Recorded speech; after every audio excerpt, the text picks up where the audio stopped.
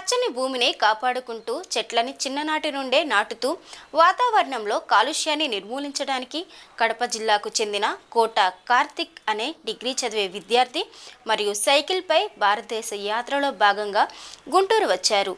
Save earth save trees, భూమిని కాపాడుకుందాం చెట్లని నాటుదాం అనే కార్యక్రమం స్ఫూర్తితో దారిలో చెట్లు నాటుతూ కాలుష్యరహిత భారతదేశ నిర్మాణం జరగాలని ఆయన ఆకాంక్షిస్తూ దేశ పర్యటనలో భాగంగా గుంటూరు వచ్చిన సందర్భంలో తేదేపే నేత బ్రాహ్మణ చైతన్య వేదిక రాష్ట్ర అధ్యక్షుడు సిరిపురపు శ్రీధర్ని కలిశారు. బ్రాహ్మణ చైతన్య వేదిక చాణక్య ఫ్రెండ్స్ సర్కిల్ వారు సైకిల్ యాత్రకు సంఘీభావం తెలియజేశారు.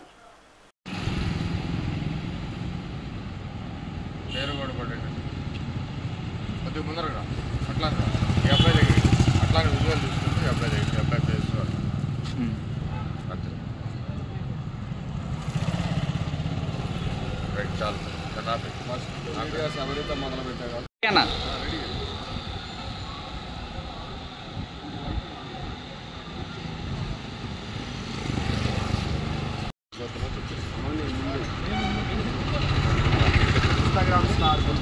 కార్తిక్ నా పేరు.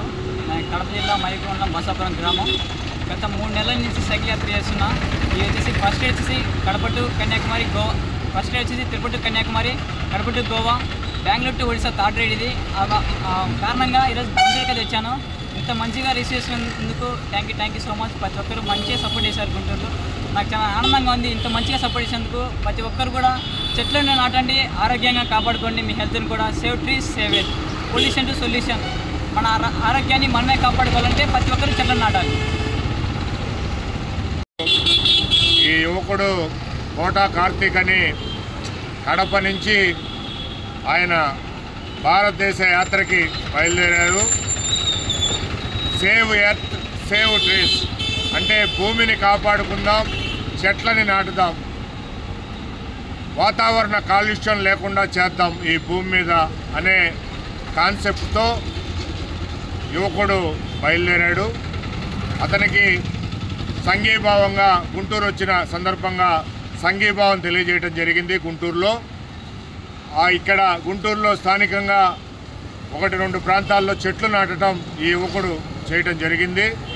ఎందుకంటే ప్రతి ఒక్కళ్ళు చెట్లు నాటితే వాతావరణ కాలుష్యం, వాతావరణ సమతుల్యం ఏర్పడుతుందనే భావంతో మరి చిన్ననాటి నుంచే ఈ డిగ్రీ చదివే యువకుడు ఈ కార్తీక్ మరి భారతదేశ యాత్ర మరి చేయటం చాలా హర్షించదగ్గ పరిణామం.